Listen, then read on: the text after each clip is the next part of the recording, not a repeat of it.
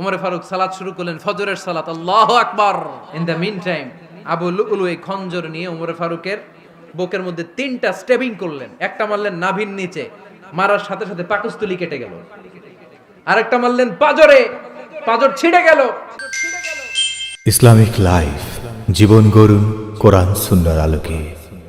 আজকে আমরা সাইয়েদনা ওমরে ফারুকের বায়োগ্রাফি সম্পর্কে জানব। ওমরে ফারুক রাদিয়াল্লাহু তাআলা আনহু, the super hero of this উম্মাহ। এই উম্মার সুপার হিরো তিনি, ঠিক কি না?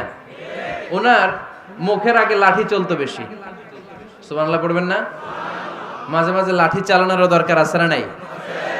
সাইয়েদনা ওমরে ফারুক আমাদের জন্য অনুপ্রেরণা। Is the real super hero of Muslim উম্মাহ।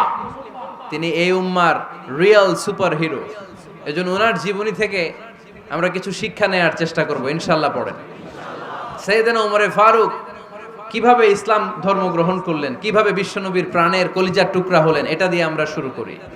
আল্লাহ তাআলা সাইয়েদনা ওমরে ফারুকের হৃদয়ের মধ্যে 3টা ধাক্কা মেরেছেন, ইমানের ধাক্কা। আওয়াজ করে বলতে হবে কয়টা? জোরে বলেন তো কয়টা? 3টা ইমানি ধাক্কা। এক হচ্ছে বিশ্বনবীর দোয়ার ধাক্কা। এক কি? দোয়ার ধাক্কা। 2 হচ্ছে সূরা হাক্কা দিয়ে দিয়েছেন আল্লাহ এক ধাক্কা। সুবহানাল্লাহ পড়বেন না? 3 হচ্ছে সূরাতু তাহা দিয়ে আল্লাহ দিয়েছেন আরেকটা ধাক্কা। এই 3টা ইমানি ধাক্কা যখন সাইয়েদনা ওমর ফারুকের হৃদয়ে লাগলো, উনি পড়তে আরম্ভ করেছেন, আশহাদু আল্লা ইলাহা ইল্লাল্লাহ ওয়া আশহাদু আন্না মুহাম্মাদান আবদুহু ওয়া রাসূলুহু। চিল্লায়ে পড়েন আল্লাহু আকবার। বিশ্বনবী মক্কায় বসে বসে তাহাজ্জুদের সালাত পড়ে আল্লাহর কাছে দোয়া করলেন, আল্লাহুম্মা আইজ্জাল ইসলাম বিআহাব্বির রাজুলাইনি ইলাইক। ও আল্লাহ, 2 জন লোকের নাম বলবো, 2 জনের দরকার নেই। এই 2 জনের একজনকে আপনি ইসলামের সুশীতল ছায়া তলে এনে ইসলামকে বিজয় দান করে দেন। মুহূর্তের মধ্যে দোয়াটা কবুল করে নিয়েছে কে? বিশ্বনবী বললেন, আল্লাহ 2 জনের নাম বলবো আজকের দোয়ায়। আবি জাহাল ইবনে হিশাম, হয়তো হিশামের বেটা আবু জাহেলকে আপনি ইসলামের ভিতরে নিয়ে আসেন, কিংবা ওমর ইবনুল খাত্তাব, খাত্তাবের বেটা ওমরকে আপনি ইসলামের ছায়া তলে নিয়ে আসেন। ওমরে ফারুকের জন্য দোয়াটা কবুল করে নিয়েছে কে? মক্কার যে অবস্থা, আল্লাহর হাবিব সাল্লাল্লাহু আলাইহি ওয়াসাল্লাম বুঝলেন মক্কার এই 2 জনের একজন যদি আমার সাথে না থাকে তাহলে মক্কায় দাওয়াতি কাজ চালিয়ে যাওয়া যাবে। আল্লাহরে বললেন, আল্লাহ বেশি চাই না, এই 2 জনের একজন, হয় আবু জাহেল নয় ওমর, হয় আবু জাহেল নয় ওমর। বিশ্বনবী যখন দোয়া করলেন, এই দোয়ার একটা ইমানি ধাক্কা, নুরানি ধাক্কা সাইয়েদনা ওমর ফারুকের হৃদয়কে স্পর্শ করে ফেলল। দোয়া ইজ লাইক এ মিসাইল। এই যে আমরা দোয়া করি, এটা মিসাইলের মতো। যুদ্ধে মিসাইল হামলা করে না? মিসাইল হামলা করার পরে এই মিসাইল লক্ষ্য বস্তুতে যে ভেদ করে, ঠিক কিনা? তেমনি দোয়ার মতো যদি আপনি দোয়া করতে পারেন, আপনি যেই জন্য দোয়া করেছেন ঠিক ওই জায়গায় যে আপনার দোয়া স্পর্শ করে। সুবহানাল্লাহ পড়বেন না? বিশ্বনবীর দোয়ার মাধ্যমে প্রথমে সাইয়েদনা ওমর ফারুকের হৃদয়ে এক ধাক্কা লাগলো। 2 নম্বরে রব্বুল আলামিন সূরাতুল হাক্কা দিয়ে ওমর ফারুকের হৃদয়ের মধ্যে দিলেন এক ধাক্কা। পড়েন আল্লাহু আকবার। কোরআনের ভেতরে সূরাতুল হাক্কা নামে একটা সূরা আছে না নাই? আল হাক্কাতু মাল হাক্কা ওয়া মা আদরাকা মাল হাক্কা। পড়েন আল্লাহু আকবার। বিশ্বনবী যখন দোয়া করলেন, ওই দোয়া যখন সাইয়েদনা ওমর ফারুকের হৃদয়ে স্পর্শ করলো, সাইয়েদনা ওমর ফারুক সব সময় বিশ্বনবীরে ফলো করতে আরম্ভ করলেন। বিশ্বনবী ডানে গেলে লুকিয়ে লুকিয়ে ওমর ফারুক ডানে যায়, বিশ্বনবী বায়ে গেলে লুকিয়ে লুকিয়ে ওমর ফারুক বায়ে যায়। বিশ্বনবী একবার মসজিদুল হারামে যে নামাজ পড়তে শুরু করলেন, ওমর ফারুক তখন বিশ্বনবীর পিছু পিছু ছদ্মবেশে পেছন থেকে যে বিশ্বনবী কিভাবে নামাজ পড়ে দেখতে শুরু করলেন। বিশ্বনবী ইন দা মিন টাইম এশার নামাজে আল হাক্কাতু মাল হাক্কা তেলাওয়াত শুরু করে দিলেন। আল হাক্কাতু মাল হাক্কা তেলাওয়াত শুরু করে দিলেন। তেলাওয়াত করতে করতে বিশ্বনবী যখন তেলাওয়াত করতেছে, ওমর ফারুক এরকম দুলতেছে আর মজা পাচ্ছে। ও মিয়া, বিশ্বনবীর কণ্ঠ বুঝি আমার মতো কণ্ঠ? আপনার মতো কণ্ঠ? আহমদ বিন ইউসুফের কণ্ঠ? আব্দুল বাসিতের কণ্ঠ না? বিশ্বনবীর গলায় যে কি সুরের ঝংকার আল্লাহ দিয়েছেন, কি সুরের লহরী আল্লাহ দিয়েছেন, একবার যে শুনতো পাগল হয়ে যেত। আল্লাহু আকবার।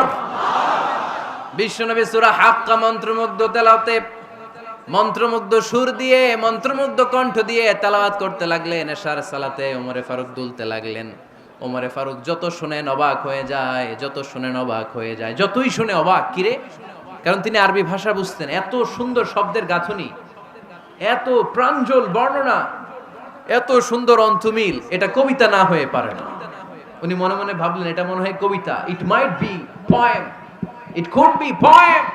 মুহাম্মদ মনে হয় কবি হয়ে গেছে, তার কাব্য প্রতিভা দিয়ে সে এটা বানিয়েছে। তা না হলে এত সুন্দর কথা, এটা কবিতা না হয়ে পারে। ইন দ্য মিন টাইম বিশ্বনবী কিন্তু দেখতেছে না যে পেছনে ওমর। বিশ্বনবী তেলাওয়াত করছিলেন। ইন দ্য মিন টাইম বিশ্বনবী পড়ছিলেন ওমা হুয়া বিকাউলি শাইরিন কলিলাম মা তুমিনুন। এই আয়াতের অর্থ হলো এটা কোনো কবির কথা নয়, খুব অল্প সংখ্যক লোকই তোমরা ঈমান আনো। সুবহানাল্লাহ পড়ে। এটাকে বলে কোইনসিডেন্ট। কোইনসিডেন্ট হুট করে অনেক সময় মিলে যায়, যায় কি যায় না? আপনি একজনের কথা ভাবতেছেন ভাবতেছেন, বাজারে গেলেন, বাজারে যেই দেখেন ওই লোকটা দাঁড়ায় আছে, এরকম হয় কি হয় না? কোইনসিডেন্ট। ওমরে ফারুক মনে মনে যেটা ভাবতেছে ওই কথা দিয়ে বিশ্বনবী তেলাওয়াত করতেছে। আল্লাহু আকবার। বিশ্বনবী যে আয়াত তেলাওয়াত করছিলেন, আয়াতের অর্থ হলো এটা কোনো কবির বানানো কবিতা না, খুব অল্প সংখ্যক লোকই তোমরা ঈমান আনো। ওমরে ফারুক আটকে উঠলেন, থমকে দাঁড়ালেন। ঘটনা কি? আমি মনে মনে ভাবলাম কি রে, এত সুন্দর কথা, এটা তো মানুষের কথা হতে পারে না, এটা নিশ্চয়ই কবিতা, কবির কথা। কিন্তু মুহাম্মদ এখন আবার পড়তেছে ওমা হুয়া বিকাউলি শাইর, এটা কোনো শায়েরের, কবির কথা নয়। কলিলাম মা তুমিনুন, অল্পই তোমরা ঈমান আনো। তার মানে আমার মনে যা চলে মুহাম্মদ এটা টের পায়। মুহাম্মদ গণক। নাউজুবিল্লাহ পড়বেন না? মুহাম্মদ অনেক বড় মাপের একজন গণক। মানুষের হৃদয়ে কি চলে, মনে মনে কি ভাবে, মুহাম্মদ না দেখেও বলে দিতে পারে। ইন দা মিন টাইম বিশ্বনবী পরের আয়াতে পড়লেন ওয়ালা বিকাউলি কাহিনিন কলিলাম মা তাযাক্কারুন। এই আয়াতের অর্থ হলো এটা কোনো গণকের বানানো গণনা নয়, খুব অল্প সংখ্যক লোকই তোমরা উপদেশ হিসেবে এটাকে মানো। সুবহানাল্লাহ পড়েন। এবার আর ওমরে ফারুকের সহ্য হয় না, কি আজীব তামাশা। প্রথমে মনে করলাম কবিতা, মোহাম্মদ কয় কবি না, সে কবি না, এটা কবিতা না। তারপর ভাবলাম সে গণক, সে আয়াত পরে পরে বলে দিল এটা গণনা নয়, তাহলে এটা কি? এটা কি কবিতাও না, গণনাও না, তাহলে এটা কি? বিশ্বনবী তখন বললেন তানজিলুম মির রাব্বিল আলামিন। সুবহানাল্লাহ পড়েন। পরের আয়াত ছিল তানজিলুম মির রাব্বিল আলামিন। এটা দুনিয়ার কোনো কবির বানানো কবিতা না, এটা কোনো গণকের গণনা না, এটা কোনো সাহিত্যিকের বানানো সাহিত্য নয়, এটা মহাবিশ্বের পরিচালক রব্বুল আলামিনের কাছ থেকে পাঠানো কিতাব কোরআন। সূরা হাক্কার ধাক্কায় ওমরে ফারুক কাইত। প্রথমে ধাক্কাটা লাগলো যে দোয়া। বিশ্বনবী তাহাজ্জুদে কেঁদে দোয়া করলেন, আল্লাহ হয় আবু জাহেল রে দিবা নাইলে ওমর রে দিবা। ওই দোয়া ওমরে ফারুকের হৃদয়ে ছোঁয়া লেগেছে। এরপর হাক্কা, সূরাতুল হাক্কা দিয়ে দিলে এক ধাক্কা। এই ধাক্কা খেয়ে উথাল পাথাল হৃদয়ের মধ্যে, হায় রে এ কি বাণী, এ কেমন কথা, কে মুহাম্মদ? তারপরও শয়তানের ওয়াসওয়াসা আছে না নাই? আল্লাহ বলে যতই ওয়াসওয়াসা ওমরকে দেয়া হোক, আমি ওমরে ফারুককে এই মুসলিম উম্মতের সেনাপতি বানিয়ে ছাড়বো, আমি সেনাপতি বানাবো। এবার 3 নাম্বার ডোজ। ডাক্তারের কাছে গেলে প্রথমে দেখবেন সিম্পল ডোজ দেয়, নরমাল ওষুধ, এটাতে কাজ না হলে ডোজ বাড়ায়, একেবারে কাজ না হলে অ্যান্টিবায়োটিক মারে, আছে না নাই? আল্লাহ প্রথমে দোয়ার ছোঁয়া লাগালেন, তারপর সূরা হাক্কা দিয়ে ধাক্কা মারলেন, এরপরে রব্বুল আলামিন বলেন এবার 3 নাম্বার ডোজ সূরা তহা দিয়ে আমি তোমার হৃদয়টারে উজালা বানায় দেব রে ওমর। শয়তান ওদিক দিয়ে ওয়াসওয়াসা, খেলা দুই দিক থেকে চলতেছে। আল্লাহ তাআলা হেদায়েতের রাস্তায় টানছে, শয়তান জাহান্নামের দিকে টানছে। ঘোষণা দেয়া হলো মক্কায়, মুহাম্মদের মাথা কেটে এনে দিলে এত এত স্বর্ণ মুদ্রা দেয়া হবে।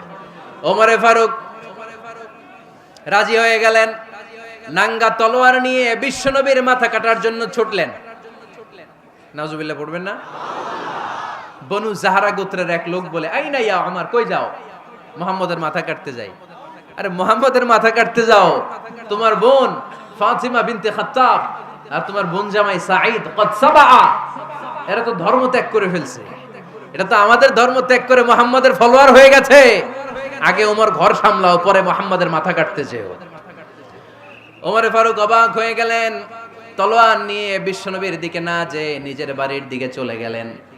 বিশ্বনবীর আপন বোন ফাতেমা বিনতে খাত্তাব, বোন জামাই সাঈদ আর খাব্বাব রাদিয়াল্লাহু তাআলা আনহু তিনজন মিলে সূরা তাহা তেলাওয়াত করছিলেন। পড়েন সুবহানাল্লাহ। মক্কায় লুকিয়ে লুকিয়ে দাওয়াত হতো। খাব্বাব রাদিয়াল্লাহু তাআলা আনহু একটা চামড়ার ফলকের মধ্যে সূরা তাহার কয়েকটা আয়াত এনে ওমরে ফারুকের বোন আর বোন জামাইকে শিক্ষা দিচ্ছে, ট্রেনিং দিচ্ছে। সুবহানাল্লাহ পড়েন।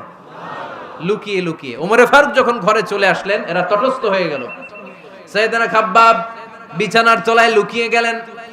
ওমরে ফারুক বললেন, দরজা খোলো।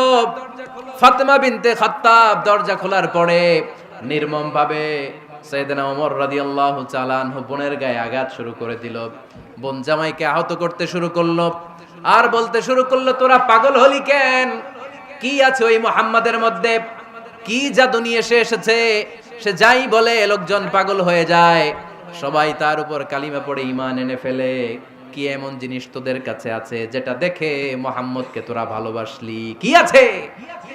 কি পড়তেছিলি আমারে দেখা। ফাতেমা বলে, ইন্নাকা রিজসুন লা ইয়ামাসসুহু ইল্লাল মুতাহহারুন। ও আমার ভাই ওমর, তুমি নাপাক। তুমি কি? লা ইয়ামাসসুহু ইল্লাল মুতাহহারুন, পবিত্রতা অর্জন না করে এই কোরআন ধরা যায় না। সুবহানাল্লাহ পড়েন। ওমরে ফারুক গোসল করে আসলেন, কারণ ধাক্কা তো আগে কয়েকটা খাইছে। কথা বুঝেন নাই বোধহয়।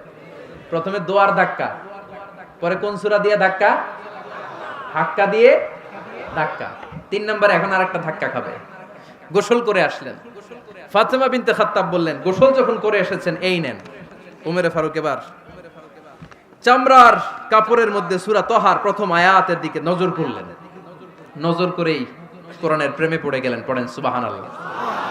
ওমরে ফারুক পড়তে আরম্ভ করলেন, তাহা মা আনজালনা আলাইকাল কুরআনা লিতাশকা ইল্লা তাযকিরাতাল লিমান ইয়াখশা তানজিলাম মিম্মান খালাকাল আরদা ওয়াস সামাওয়াতিল উলা। সুবহানাল্লাহ পড়েন। উনি পড়তে আরম্ভ করলেন, তাহা মা আনজালনা আলাইকাল কুরআনা লিতাশকা, এই কোরআনকে আমি তোমাদের হতভাগ্য জাতি হিসেবে দুনিয়ায় থাকার জন্য পাঠাই নাই। এটা রব্বুল আলামিনের পক্ষ থেকে এসেছে। যারা রবকে ভয় করে তাদের জন্য আছে উপদেশ। যিনি আকাশ বানিয়েছেন, জমিন বানিয়েছেন, ওই আল্লাহ তাআলা নিজেই এই কোরআন পাঠিয়েছে। আওয়াজ করে পড়তে হবে, আল্লাহু আকবার। উনি খুব ভালো আরবি জানতেন। সূরা তাহা পড়ার পরে আর ধৈর্য ধারণ করতে পারে না। ওমরে ফারুক ছোট্ট বাচ্চার মতো কান্না শুরু করে দিলেন। আল্লাহু আকবার। সূরা তাহাটা হাতে নিয়ে, তলোয়ারটা হাতে নিয়ে বিশ্বনবীর দিকে ছুটতে আরম্ভ করলেন। আইনা মুহাম্মদ, কোথায় মুহাম্মদ? তোমরা আমাকে মুহাম্মাদের কাছে নিয়ে চলো। বিশ্বনবী তখন সাফা পাহাড়ের পাদদেশে দারুল আরকাম ইবনে আলকামের ঘরে লুকিয়ে লুকিয়ে কোরআনের দাওয়াত দিতেন। ওমরে ফারুককে পাগলের মতো ছুটে আসতে দেখে বিশ্বনবীর চাচা হামজা ইবনে আব্দুল মুত্তালিব বলল, নবী আপনি পালান। ওই যে খাত্তাবের বেটা ওমর আপনাকে অপমান করার জন্য, আক্রমণ করার জন্য তেরে এসেছে। সাহাবীরা বললেন, নবী আপনি পালিয়ে যান, আমরা সামাল দেব। বিশ্বনবী বললেন, না আমি পালাবো না, বরং তোমরা সরে যাও। ওমর ইবনুল খাত্তাবকে আমার দরবার পর্যন্ত আসতে দাও। আমার তো মনে হচ্ছে ওই যে তাহাজ্জুদের নামাজ শেষে চোখের পানি ছেড়ে যে আমি আল্লাহর কাছে দোয়া করেছি, আজকে আমার ওই দোয়াটা কবুল হতে শুরু করেছে। আমার তো মনে হচ্ছে আমার দোয়া কবুল হবে, আসতে দাও। ওমরে ফারুক এসে বললেন, আশহাদু আল্লা ইলাহা ইল্লাল্লাহ ওয়া আশহাদু আন্না মুহাম্মাদান আবদুহু ওয়া রাসূলুহু, আমি সাক্ষ্য দিলাম আল্লাহ ছাড়া কোনো ইলাহা নাই, নিশ্চয়ই আপনি আল্লাহর প্রেরিত বান্দা এবং রাসূল। পড়েন সুবহানাল্লাহ। ওমরে ফারুক যখন কালিমা শাহাদা পড়ে মুসলমান হয়ে বিশ্বনবীর হাতে হাত রাখলেন, মুসলিম সাহাবীদের মধ্যে খুশি আর আনন্দের বন্যা বয়ে গেল। মুসলিম হাতে গোনা সাহাবারা আল্লাহর প্রশংসা করলেন। বিশ্বনবী সাইয়েদনা ওমরে ফারুককে জড়িয়ে ধরলেন। ওমরে ফারুক এবার বিশ্বনবীরে বললেন, নবী গো, আলাসনা আলাল হক, আমরা কি সত্যের উপরে আছি নাকি আমরা ভুলের উপরে আছি? বিশ্বনবী বললেন, বালা নাহনু আলাল হক, আমরাই সত্যের উপরে আছি। সুবহানাল্লাহ পড়ে। আলাসনা আলাল হক, নবী আমরা কি সত্যের উপরে নাই? হ্যাঁ অবশ্যই ওমর তুমি সত্যের উপরে আছো। ওমরে ফারুক বললেন তাহলে ফাফিমাল ইখতিফা, তাহলে লুকায় লুকায় আর দাওয়াত দেব কেন? আমি তো কালিমা পড়ে ফেলছি, আসেন আমার সাথে বের হই। ফাফিমাল ইখতিফা, আর লুকায় লুকায় কেন? আসেন আমরা বাইরে বের হই। বিশ্বনবী বললেন ওমর এটা মাক্কি জীবন, এখানে আমরা একটু গোপনে গোপনে দাওয়াত দিতে চাই। ওমরে ফারুক বলে না, আমার দায়িত্ব, আমি একটা মিছিল দিতে চাই নবী। আল্লাহর নামের তাকবীর দিতে দিতে দারুল আরকাম থেকে শুরু করে মসজিদুল হারাম পর্যন্ত একটা মিছিল দিয়ে আমি মক্কা কাঁপাইয়া দেব। অনুমতি দেন। বিশ্বনবী দিতে চায় না। ওমরে ফারুক অনেক বুঝানোর পরে স্বল্প পরিসরের একটা অনুমোদন পাওয়া গেল বিশ্বনবী সাল্লাল্লাহু আলাইহি ওয়াসাল্লামের কাছ থেকে। কিন্তু মিছিল যে দিবে, মিছিলের জন্য লোকের দরকার আছে না নাই? এখানে লোক নাই, আমি একাই মিছিল দিতেছি। এটা জমবে? মিছিল জমবে? খুঁজে উনি 11 জন মুসলিম সাহাবা পেলেন। কয়জন? ওমরে ফারুক বললেন 11 জনই সই। এই 11 জন নিয়েই আমি আল্লাহর নামের তাকবীর দেব।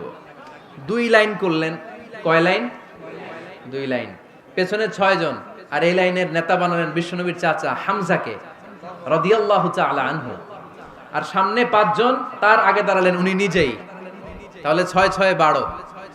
বললেন এই 2 লাইনই আমরা তাকবীর দিতে দিতে, বেশি না, এই দারুল আরকামের ঘর থেকে, আপনারা জানেন যে সাফা মারওয়া এখন যে সাই হয়, এই সাফার পাদদেশে ছিল দারুল আরকামের ঘর। উনি বললেন এখান থেকে ওই যে কাবার গিলাফ দেখা যায়, কাবার গিলাফ পর্যন্ত আমরা এই তাকবীর নিয়ে ওখানে যাব। সুবহানাল্লাহ পড়বেন না? ওখানে উনি দাঁড়িয়ে ছোট্ট একটা ভাষণ দিয়েছিলেন। উনি বলেছিলেন মান আরাদা আন তাসকুলা উম্মু ওয়া ইয়াতামা ওয়ালাদু ওয়া তারমিলা যাওজাতুহু ফালিয়াসুদ্দানি। খেয়াল করে শুনেন, কান দুইটা খরগোশের কানের মতো খাড়া করেন। উনি এক বাক্যের একটা ভাষণ দিলেন। ভাষণ দিতে জানলে বড় ভাষণ দেয়া লাগে না। এক বাক্যের ভাষণ দিয়ে গোটা বিশ্বকে ঝাঁকুনি মারা যায়। চিল্লায় বলো ঠিক কিনা? ওমরে ফারুক এক বাক্যের একটা ছোট্ট ভাষণ দিলেন। মান আরাদা আন তাসকুলা উম্মু, কে আছো মায়ের এই মক্কায়, কে আছো মায়ের বুক খালি করতে চাও? ইয়াতামা ওয়ালাদু, কে আছো বাচ্চাগুলারে, নিজের সন্তানগুলোরে ইয়াতিম বানাতে চাও? কে আছো তারমিলা যাওজাতুহু, নিজের স্ত্রীকে বিধবা বানাতে চাও? ফালিয়া সুদ্দানি, বুকের পাটা থাকলে আমি ওমর রে থামাও।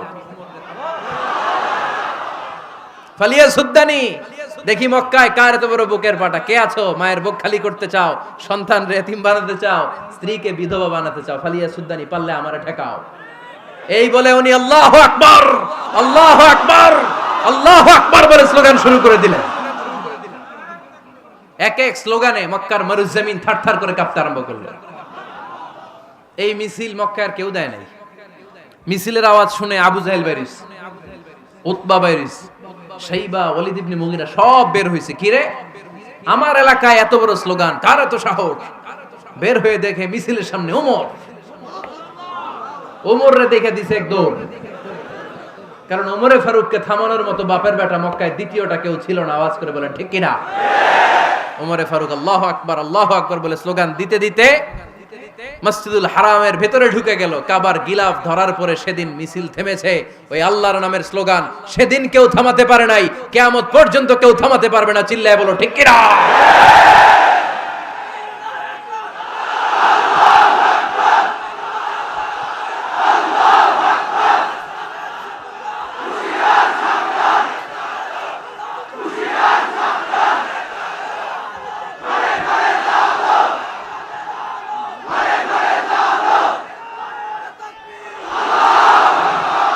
ওইরকম একটা ওমরের দরকার, আমাদের বেশি চাই না। জোরে বলেন ঠিক কিনা? দাও খোদা দাও আমায় আবার ওমর দারাজ দিল, দাও খোদা দাও আমায় আবার ওমর দারাজ দিল, দাও আলীর মতো বীর সেনানি, আলীর মতো বীর সেনানি জাগাতে নিখিল, দাও খোদা দাও আমায় আবার উমর দারাজ দিল। সুবহানাল্লাহ পড়েন। একটা উমর লাগবে। চিল্লায় বলেন কয়টা?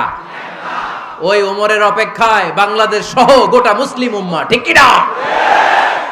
একটা উমরই যথেষ্ট। আমাদের সেন্ট্রাল লিডারশিপ নাই তো, আমাদেরকে এদিকে লাথি মারলে আমরা ওইদিকে যাই।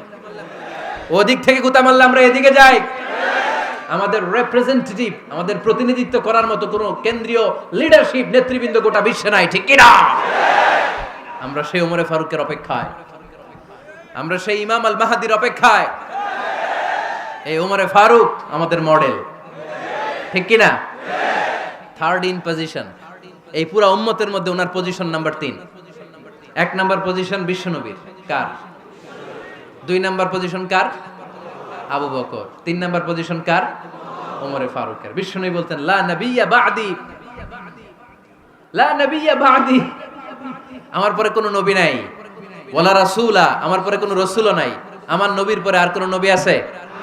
আমার নবীর পরে আর কোনো রাসূল আছে? এই যে কাদিয়ানি যে একটা সম্প্রদায় আছে, এরা কি মুসলিম নাকি অমুসলিম? মুসলিম সম্প্রদায়ের সাথে এদের কোনো সম্পর্ক নাই, চিল্লা বলেন ঠিক কি না? এরা যদি মুসলমান হতে চায়, আমার নবী দ্য লাস্ট মেসেঞ্জার বিশ্বনবীকে খাতামুন নবী হিসেবে সংবাদ সম্মেলন করে গোটা বিশ্বকে জানাই দিতে হবে, তারপরে তাদেরকে আমরা মুসলিম হিসেবে স্বীকৃতি দিব, চিল্লায় বলেন ঠিক কি না? তা না হলে তারা কোন ধর্মের এটাকে জানাই দিতে হবে। No inferiority complex, no identity crisis. Identity ক্রাইসিসে থাকা যাবে না। আপনারা কোন ধর্মের এটা জানায় দেন। আপনারা বিশ্বনবীরও শেষ নবী মানবেন না, আবার মুসলিম বলেও নিজেদেরকে ট্যাগ লাগাতে চাইবেন। সাধারণ মুসলমানরা এটা এই ধোঁকাবাজি মানে না, চিল্লায় বলেন ঠিক কি না? আমার নবীর পরে কোনো নবী নাই, আমার রাসূলের পরে কোনো রাসূল নাই, ঠিক কি না? আল্লাহর হাবিব বলতেন লাউ কানা বা'দি নাবিয়্যুন লাকানা উমর, তবে আমার পরে যদি নবী হওয়ার যোগ্যতা কারো থাকে, আমার ওমরের ওই যোগ্যতা আছে। সুবহানাল্লাহ পড়েন।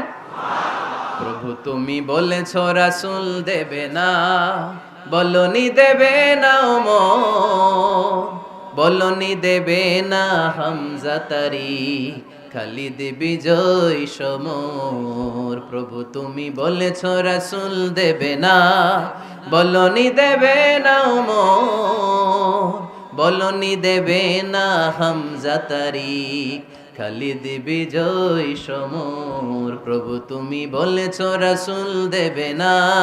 সুবহানাল্লাহ পড়েন। এজন্য আমরা একটা ওমর চাই। কয়টা? বেশি লাগবে? নেতার মতো নেতা কয়টা লাগে? জোরে বলেন কয়টা? Enough, that's enough. Omar Farooq our super hero. ওনার সাথে বিশ্বনবী সাল্লাল্লাহু আলাইহি ওয়াসাল্লামের মুসাহারার সম্পর্ক ছিল। ওমরে ফারুক যে বিশ্বনবীর শ্বশুর, এটা অনেকে জানেই না। ওমরে ফারুক রাদিয়াল্লাহু তাআলা আনহু বিশ্বনবীর শ্বশুর ছিলেন। এটা আজকে নতুন শুনছেন, কে কে হাত তোলেন? দেখছেন হুজুর? সঠিক বলছি না আমি? অনেকে আমরা জানিই না। মাশাআল্লাহ, জানতে লজ্জা নাই, শিখতে লজ্জা নাই। লজ্জা হচ্ছে অজ্ঞতায় আর মূর্খতায়, ঠিক কি না? আমরা শিখতে রাজি আছি। যে কথা বলে আমরা তার ছাত্র। আমার আগে হুজুর কথা বলতেছিলেন, আমরা ছিলাম ছাত্র। এখন আমি কথা বলতেছি, এখন আমরা সবাই হয়ে গেছি ছাত্র, ঠিক কি না? যিনি বলেন তিনি শিক্ষক, বাকিরা আমরা ছাত্র, ঠিক কি না? 4 খলিফার 2 খলিফা, ইসলামের 4 খলিফার 2 খলিফা বিশ্বনবীর মেয়ের জামাই, আর বাকি 2 খলিফা বিশ্বনবীর শ্বশুর। সুবহানাল্লাহ পড়েন। সাইয়েদনা আলী রাদিয়াল্লাহু তাআলা আনহু, সাইয়েদনা উসমান যুন নূরাইন বিশ্বনবীর মেয়ের জামাই। উসমান রাদিয়াল্লাহু তাআলা আনহুর কাছে বিশ্বনবী 2 মেয়েকে বিয়ে দিয়েছিলেন। একজন মারা যাওয়ার পরে আরেকজন। বিশ্বনবী বলেছেন এরপরে আরেকটা থাকলে ওইটারও বিয়ে দিতাম। সুবহানাল্লাহ পড়বেন না? 2 জন ছিল মেয়ের জামাই আর 2 জন ছিল শ্বশুর। সাইয়েদনা আবু বকর শ্বশুর, বিশ্বনবীর স্ত্রী আম্মাজান আয়েশা রাদিয়াল্লাহু তাআলা আনহার বাবা। বিশ্বনবীর স্ত্রী আম্মাজান হাফসা রাদিয়াল্লাহু তাআলা আনহার বাবা ছিল সাইয়েদনা ওমরে ফারুক। চিল্লায় পড়েন আল্লাহু আকবার। জানো তো না পজিশন না? সাইয়্যিদু কুহুলিল জান্নাহ, জান্নাতে যত নারীরা যাবে, নারীদের সর্দারিনী হবে সাইয়্যিদাতুনা ফাতেমা রাদিয়াল্লাহু তাআলা আনহা। এই ফরিদপুরের যত ইয়াং স্টারেরা তোমরা যারা জান্নাতে যাবে, তোমাদের লিডার হবে সাইয়েদনা হাসান আর হুসাইন রাদিয়াল্লাহু তাআলা আনহুমা। আর বয়স্ক মুরব্বীরা যারা জান্নাতে ঢুকবেন, আপনাদের লিডার হবে সাইয়েদনা আবু বকর আর সাইয়েদনা ওমর ফারুক রাদিয়াল্লাহু তাআলা আনহু। সুবহানাল্লাহ পড়তে পারলেন না? ওমর ফারুক এটা সাধারণ কোনো ক্যারেক্টারিস্টিক্স নয়। ওনাকে আল্লাহ তাআলা নলেজও দিয়েছেন, আবার দিনদারিও দিয়েছেন।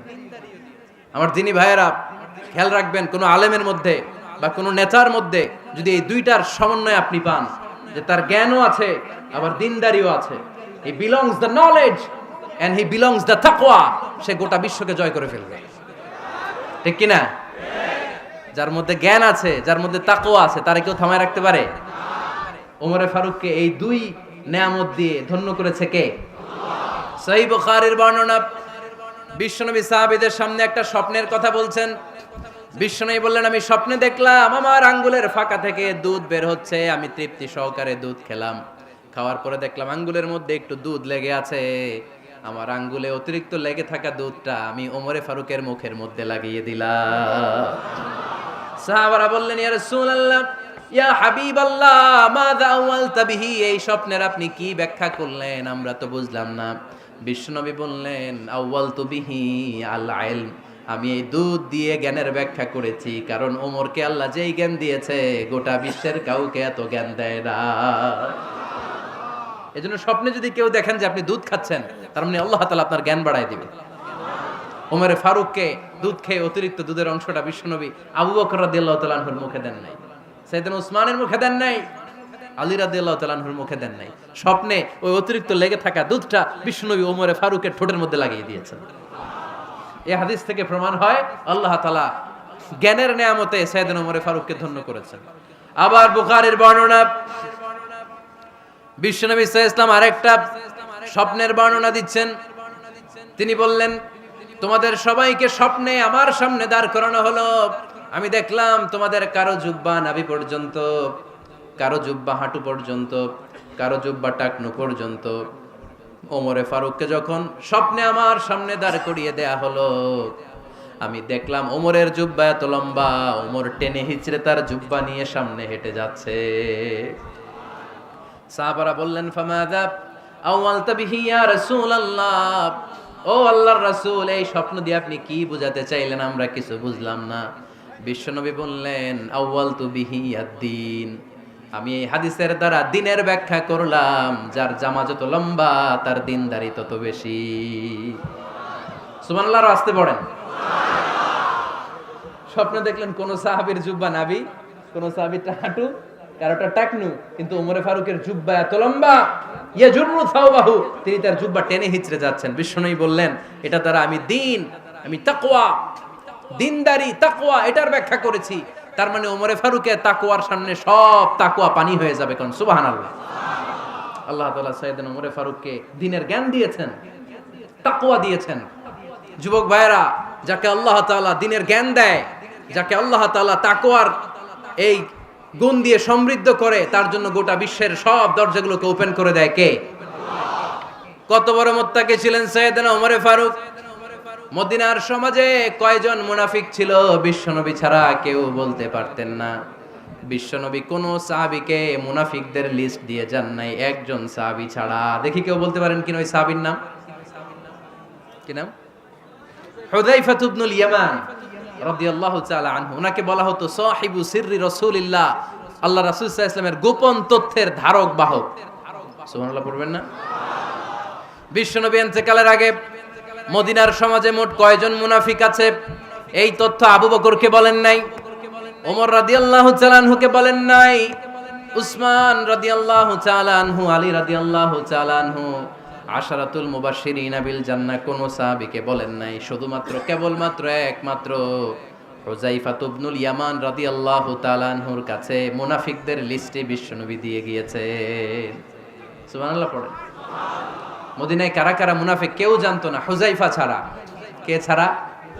নামটা আজকে মুখস্থ করেন, যাতে অন্য কোনো ওয়াজে কেউ জিজ্ঞেস করলে বলতে পারেন। মুনাফিকদের লিস্ট যে সাহাবীর কাছে বিশ্বনবী দিয়ে গিয়েছিলেন, সাহাবীর নাম কি? নাম? নামটা কেমন লাগে? ভাল লাগে? অনেকে আমারে জিজ্ঞেস করে, হুজুর আমার ছেলে হবে আগামী মাসে, একটা নাম দেন। নাম দিয়ে দিলাম হুযায়ফা। যাদের হবে ছেলে, এলাকায় যাদের নেক্সট কয়েক মাসে ছেলে হবে, খালি হুযায়ফা চলবে। কি চলবে? ভাল লাগে? নামটা ভাল লাগে? রাইখেন, অনেক সুন্দর নাম। উনিই জানতেন মুনাফিক কারা। দেখেন ওমরে ফারুকের তাকওয়ার লেভেলটা কত হাই। ওমরে ফারুক একদিন হুযায়ফা রাদিয়াল্লাহু তাআলা আনহুর কাছে গেলেন, যে বললেন, হুযায়ফা, বিশ্বনবী ইন্তেকালের আগে মুনাফিকদের নামের লিস্টটা কারো কাছে দেয় নাই, আমার জানা নাই, সাইয়েদনা আবু বকরের জানা নাই, কোন সাহাবীর জানা নাই, তুমি ছাড়া। আমি তোমার কাছে জানতে চাই, আমি ওমরের নামটা ওই মুনাফিকদের খাতায় আছে কিনা আমার একটু বলো। আমার ওমরের নামটা ওই মুনাফিকদের লিস্টিতে একটু আছে কিনা নামটা একটু বলো। যদি থাকে আমি ভালো হয়ে যাব, আমি নেফাকি দূর করে পাক্কা মুমিন হতে চাই। আমার নাম যদি মুনাফিকের লিস্টে থাকে আমি তো শেষ। হুযায়ফা চোখের পানি ছেড়ে দিয়ে বলে, আমিরুল মুমিনিন, কেমন প্রশ্ন করলেন আপনি? আপনি বিশ্বনবীর শ্বশুর, এই উম্মতে আপনার পজিশন 3 নাম্বার। আপনারে মুনাফিকরা ভয় পায়, শয়তান আপনারে ভয় পায়। আপনি জান্নাতে সব বয়স্ক লোকদেরকে নিয়ে জান্নাতের মধ্যে আগে আগে ঢুকবেন, কেমন করে মুনাফিকদের কাতারে আপনার নাম থাকতে পারে ওমর? সুবহানাল্লাহ পড়ে। কি বিনয়ী, কি তাকওয়া। হুযায়ফাকে যে ধরতেন, হুযায়ফা একটু বলো না আমার নামটা মুনাফিকদের লিস্টিতে আছে কিনা। ওমরে ফারুকের যদি এই টেনশন থাকে যে আমি মুনাফিক হয়ে গেলাম কিনা, আমাদের এই টেনশন থাকার দরকার আছে না নাই? হ্যাঁ, যেন সব সময় আল্লাহর কাছে দোয়া করতে হবে, আল্লাহ তুমি নেফাকি থেকে আমাদেরকে বাঁচাও। আরো জোরে পড়েন আমিন। ওমরে ফারুক রাদিয়াল্লাহু তাআলা আনহু আমাদের সুপার হিরো, আমাদের সবাই বলেন আমাদের। উনি কত বড় সুপার হিরো শুনেন। উনি জুমার খুতবা দিচ্ছেন। কি দিচ্ছেন? মসজিদে নববীতে খুতবার মাঝখানে হঠাৎ বললেন, ইয়া সারিয়াতাল জাবাল, ইয়া সারিয়াত ইবনে জানিমিল জাবাল।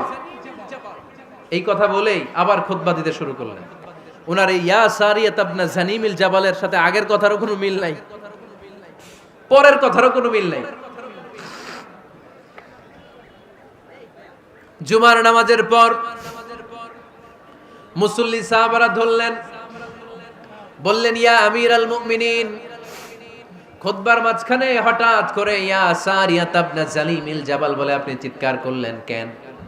আপনার এই বাক্যের সাথে আপনার খুতবার আগের বাক্যের কোনো মিল নাই, আপনার খুতবার পরের বাক্যেরও কোনো মিল নাই। এই কথা আপনি কারে বললেন, কারে উদ্দেশ্য করে বললেন? এই কথার তাৎপর্য কি আমাদেরকে বুঝিয়ে বলেন। ওমরে ফারুক বললেন, আমি যখন খুতবা দিচ্ছি আমি দেখতে পেলাম ওই যে কয়েক মাস আগে আমি আমার মুসলিম সেনাবাহিনী পারস্যে আক্রমণের জন্য পাঠিয়েছি, বর্তমান ইরান, ইরানের ওই বিশাল এলাকাতে পারস্যে আমি আমার ব্যাটালিয়ন পাঠিয়েছি। আমি হঠাৎ করে দেখতে পেলাম আমার মুসলিম বাহিনীর সেনাপতি যুদ্ধের এক পর্যায়ে তার ডানে আছে উপত্যকা, বায়ে আছে পাহাড়, সে পাহাড়ি রাস্তা ছেড়ে দিয়ে উপত্যকার দিকে যেতে শুরু করেছে। আমি দেখতে পেলাম আমার মুসলিম বাহিনী যদি উপত্যকার দিকে ছুটে বেড়ায়, কাফির মুশরিকরা আমার মুসলিম বাহিনীকে কচুকাটা করে ফেলবে। তাই আমি এখান থেকে তাদেরকে কমান্ড দিয়ে বলেছি, ইয়া সারিয়াতাল জাবাল, উপত্যকার দিকে নয় পাহাড়ের দিকে যাও, তাহলেই তোমাদের বিজয় নিশ্চিত হয়ে যাবে। উপত্যকার দিকে যেও না, ইলাল জাবাল, ইলা সারিয়াতিল জাবাল, পাহাড়ের দিকে ছোট। সাহাবারা অবাক, ঘটনা কি? উনি বসে আছেন মদিনায় মসজিদে নববীর মিম্বারে দাঁড়িয়ে, উনি যদি ইয়া সারিয়াতাল জাবাল বলে, এটা কি ইরানে যাবে নাকি? ও মিয়া, তখনকার সময়ে বর্তমানের মতো মোবাইল ছিল নাকি, ইন্টারনেট ছিল নাকি, কিছু ছিল? খালি মুখে আমি যদি বলি ইয়া সারিয়াতাল জাবাল, এটা ইরানে যাবে, ইন্ডিয়া যাবে, ঢাকায় তো যাবে না, ফরিদপুর শহরেই তো বসবে না, ঠিক কিনা? কিন্তু এটা আমিরুল মুমিনিন বিশ্বাসী সাহাবারা বিশ্বাস করে নিল। কিছু মুনাফিক ছিল, এরা কয় না ঝামেলাস, এটা তো সম্ভব না। এক কাজ করি, এই সেনাপতি যখন বিজয়ী বেশে মদিনায় ফিরে আসবে আর আমরা ধরবো। এরা দিন গুনতে লাগলো, এই সেনাপতি মুসলিম বাহিনী নিয়ে পারস্য জয় করে কবে ফিরে আসবে। এই মুনাফিকের দলগুলো কখনো সেনাবাহিনীকে অভ্যর্থনা জানাতে যেত না, কিন্তু এইবার সবার আগে মদিনার উপকণ্ঠে যে সেনাপতিদেরকে অভ্যর্থনা জানানোর জন্য ফুল নিয়ে রেডি, ফুল নিয়ে দাঁড়ায়। সেনাপতি ঢুকার সাথে সাথে ধরছে, এই সেনাপতি কোত্থেকে আসছে? কয় পারস্য জয় করে আসছি। কয় এমন এমন দিন, জুমার দিন দুপুর বেলা যুদ্ধের মাঝখানে আমিরুল মুমিনিনের কণ্ঠের কোন কথাবার্তা শুনছো নাকি? সেনাপতি অবাক, কয় তোমরা জানলা কেমনে? শুনছি তো। সুবহানাল্লাহ পড়বেন না? আমরা যুদ্ধে একটা ভয়ঙ্কর অবস্থার মধ্যে ছিলাম, পেছন থেকে শত্রুরা আমাদেরকে আক্রমণ করতে শুরু করে দিল। ডানে যাব না বায়ে যাব, সামনে যাব নাকি পেছনে যাব, রাস্তা খুঁজে পাচ্ছি না। ডান দিকে ছিল আমাদের উপত্যকার রাস্তা, বাঁ দিকে ছিল পাহাড়ি পথ। আমরা সোজা পথ হবে মনে করে উপত্যকার দিকে ছুটতে আরম্ভ করলাম। হঠাৎ করে আমিরুল মুমিনিনের কণ্ঠ বজ্র কণ্ঠে আমার কানের মধ্যে ভেসে আসলো। আমার মনে হলো আমিরুল মুমিনিন কেমন যেন আমাকে কমান্ড দিচ্ছেন আর বলছেন, ইয়া সারিয়াতাল জাবাল, ডান দিকে উপত্যকার পথে নয়, তাড়াতাড়ি পাহাড়ের দিকে সৈন্যবাহিনী নিয়ে উঠে যা। পাহাড়ের দিকে, ডানে না। This is wrong track and this is the right track. ওই দিন যদি ওমরে ফারুকের ওই গাইডলাইন, আমিরুল মুমিনিনের কমান্ড যদি আমি না শুনতাম, আজকে বিজয়ের বেশে ফিরতেও পারতাম না, আমাদের চেহারাও তোমরা দেখতে পেতে না। ওমরে ফারুকের ওই কমান্ড, ওই গাইডলাইন অদৃশ্য থেকে শোনার কারণে ওই পারস্যের মধ্যে আমাদেরকে সেই যুদ্ধে বিজয় দান করেছে কে? দিস ইজ ওমরে ফারুক, দিস ইজ ওমরে ফারুক। বিশ্বনবী বলছেন, ওমর, মা লাকিয়াকা শাইতানু সালিকান ফাজ্জান ইল্লা সালাকা ফাজ্জান গায়রা ফাজ্জিক। ওমর, শয়তান ইবলিস যদি তোমার কোনো রাস্তা দিয়ে হাঁটতে দেখে, শয়তান ওই রাস্তা রেখে দিয়ে অন্য রাস্তা দিয়ে হাঁটে। সুবহানাল্লাহ বাড়িতে যায় বললেন। কে বলতেছে? বিশ্বনবী। কার ব্যাপারে? ওমরে ফারুকের ব্যাপারে। শয়তান যদি দেখে যে ওমরে ফারুক এই রাস্তা দিয়ে হাঁটতেছে, শয়তান ওই রাস্তা রেখে দিয়ে অন্য রাস্তা দিয়ে হাঁটে। সুবহানাল্লাহ পড়েন। রাত্রিবেলা আমরা আমাদের বাচ্চা ছেলে মেয়েদেরকে যখন খাওয়াই, বাচ্চারা খেতে চায় না, এরকম হয় আপনাদের ফরিদপুর এলাকায়? হ্যাঁ, এই এলাকায় হয় নাকি?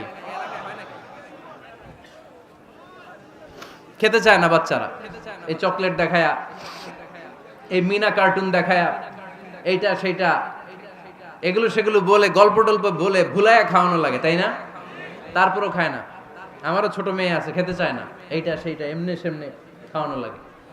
তো শেষে না পেরে মা বাবা বলতে বাধ্য হয়, ওই যে ভূত আসতেছে, ভূত, তাড়াতাড়ি তাড়াতাড়ি খাও, নাহলে যে ভূত ধরবে তোমার। ওই যে বাঘ আসতেছে, বাঘ, তাড়াতাড়ি খাইলে নাহলে বাঘে কামড়াবে। বলি না আমরা? আপনারা কি বলেন? ভূত। আর কি বলেন? হ্যাঁ হ্যাঁ, আচ্ছা, এক এক জায়গায় এক একটা আমরা বলি, ভূত আসবে, বাঘ খাবে, ভাল্লুক খাবে, তাড়াতাড়ি খাও। মদিনাতে যখন ওমরে ফারুক আমিরুল মুমিনিন, মদিনার মায়েরাও বাচ্চাদেরকে খাওয়াতে পারতো না, ছোট্ট মেয়েদেরকে খাওয়াতে পারতো না, খাওয়া নিয়ে যন্ত্রণা করতো। বাচ্চারা যখন মদিনায় খেতে চাইতো না রাত্রি বেলায়, মদিনার মায়েরা বলতো, তাড়াতাড়ি খাও, হা হুয়া ইয়াতি উমর, হা হুয়া ইয়াতি উমর, তাড়াতাড়ি খা, নাইলে ওই যে ওমর আসতেছে, Omar. This is our super hero সাইয়েদনা ওমর ফারুক রাদিয়াল্লাহু তাআলা। শুধু শয়তানি ভয় পেত না, মুনাফিকরাও ভয় পেত, জমের মতো ভয়। শুধু তাই না, আমাদের আম্মাজান বিষ্ণু ইসা ইসলামের স্ত্রীরাও ওমরে ফারুককে ভয় পেতেন। সুবহানাল্লাহ কইবেন না? মাঝে মাঝে বিষ্ণু ইসা ইসলামের সাথে আম্মাজান আয়েশার ঝগড়া হতো, হতো না? আপনাদের ফ্যামিলিতে ঝগড়া হয়? হয় না? হয় না? কার কার দেখি? ওরে আল্লাহ, অনেক আল্লাহর ওলি আছে তো এই জায়গায়। ঝগড়া হয় না? কি কথা কয়, ঝগড়া হয় না বলে? বিশ্বনবীর ফ্যামিলিতে ঝগড়া হয়, আপনার ফ্যামিলিতে হয় না? মিষ্টি ঝগড়া। আর ও বিয়েই করে নাই।